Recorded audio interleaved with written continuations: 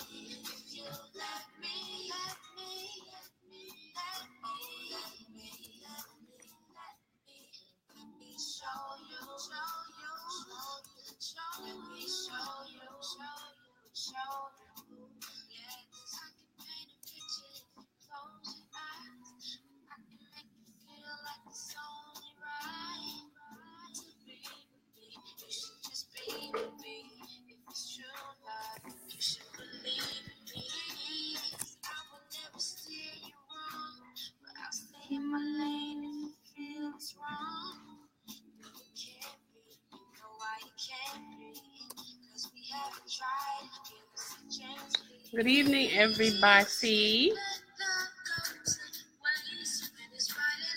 Out there in Facebook land.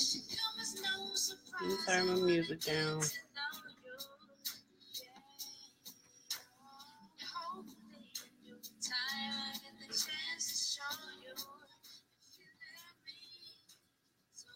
Just inviting some other people. I did tag some people, but I didn't invite some people, so I'm just going through doing a couple of invites. Again, my name is Jocelyn Jones. I'm coming with Knowledge Giver, a professional development organization that I've organized to promote a platform of sharing, to promote knowledge about the early childhood professional field, and also creating trainings and so forth, educational courses such as the CDA, and also me creating research-based trainings for early childhood professionals, educators, nannies, babysitters, all types of sectors in the early childhood and educational field. So that's basically what I do. This weekend, I am doing a weekend training on for this month's theme, which is basically about culture and cultural relativism, that I want to focus on this month. My goal is to educate as many people as possible about cultural relativism, because of so many different events that are going on that's affecting our world, our society, our nation, as far as culture, as far as race and ethnicity, and anything or any groups or individuals that you identify with, socio-culturally, that you identify with. There are some stigmas and different things that a lot of people, in particular, people of Black descent, African descent, or brown, you know, our Latino brothers and sisters out there, there is an outcry, an outpour of different scenarios and different instances that are attacking these communities, our communities. So it is very important, this training, to have in place in order to um, set a platform to promote and to advocate on behalf of our children, because our children initially are also targeted um, with the different um, issues, the different situations that are going on in our community. So, you know, we need to bring awareness. We need to, as professionals, we need to bring awareness. We need to promote. We need to advocate. We need to be a voice for the voiceless. And initially, number one, our children are a voice. They are the voice. The voice. They have a voice, but a lot of times they're in predicaments that, you know, that they are voiceless. So we have to be that voice for them, and not just the children either, also for the parents. We have to be a voice for them as well. For our co-workers, we have to advocate and be a voice. So yes, it is very important that, you know, that we create these platforms that will enable us to speak on the behalf of those who need to be spoken for. And it's up to us as early childhood professionals, it's up to us as parents, it's up to us as a tribe to go forth and bring awareness to those things that need to be brought aware of. And so my mission for this month is that I do that. And I am going to do that within this training. Okay. This is my very first training, and I am more so now promoting it, and I am very pleased with this training. It has a plethora of information that will help you as a director, as an owner, as a business owner, um, in the early childhood profession. It will help you to understand um, basically what these two theories that are the framework of this training. And the framework of this training is cultural relativism and self-identity. And as you know, these are very important theories that we must get to understand as early childhood professionals. If you do not know what these theories are, basically cultural relativism is basically understanding culture, understanding basically somebody else's view of their culture, and within that understanding, you gain knowledge and you respect the different aspects of culture. And culture is everywhere. Culture is everything, as you may know. You know, culture can be you doing something routine every day. You know, there is a reason behind why you do a certain thing. As for, let's say, for example, you know, going to work, at a certain route. You take that route every day for a reason. You know, it's for the culture. For whatever reason, you take that route. You might stop and get Dunkin' Donuts, you know, and it's on the way to work, or you may want to avoid traffic, or perhaps you grew up going, you know, that way, that route. You're familiar with that from, you know, just seeing your parents do it. It's a reason behind why we do what we do every day. Okay. Culture is music. Culture is dialogue, linguistics. Culture is everything. So we have to understand that this broad perspective of culture as we engage with our families and children every day. We cannot take it for granted. You know, the different reasons as to why families operate or children operate the way that they do. We need to get to the meat of the situation. Why is this child, acting out? Why does this mother, still have this child sucking on a pacifier at 4 and 5 years old? And then many of us, let's just keep it real, we've seen this.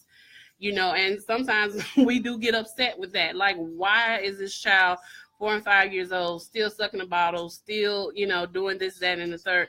There are reasons as to why, families or a parent chooses to culturally, matriculate in this type of process.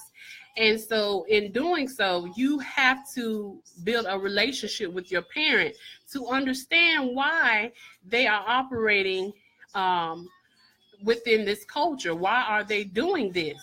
Why are they doing this?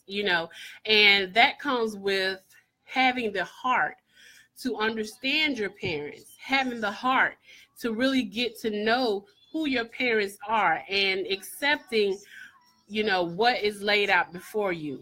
You don't always have to agree with it, but at least the information is out there, and you have some type of resolution or some type of So with that being said, cultural relativism is very important. It's very vital to obtain that knowledge about culture. And so within the training, I will go into depth about the theory. And, in Knowledge Giver, we do things a little different because of my background. I have a sociology degree, and I have a master's degree in early childhood. With that being said, I have merged those two disciplines together to get a more robust understanding of the systems, of the world systems, of the educational systems that we operate in every day.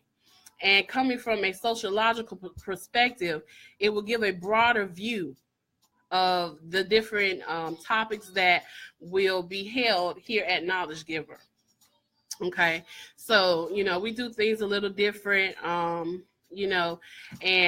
basically here we really zoom in on culture and race and ethnicity and inclusion and diversity. Those are very valuable elements that compose of the early childhood field. So this training is very very informative, a great comprehensive training that will help you to understand culture, to understand your children, and also to understand yourself. Now, that's the biggest thing, because when in understanding these two theories of cultural relativism and self-identity, you begin to think about yourself in terms of culture and what you contribute to culture and your contribution to culture and your contribution to others through your processes of culture. And it will be times that you might have to check yourself, like, okay, I might not need to want to do this.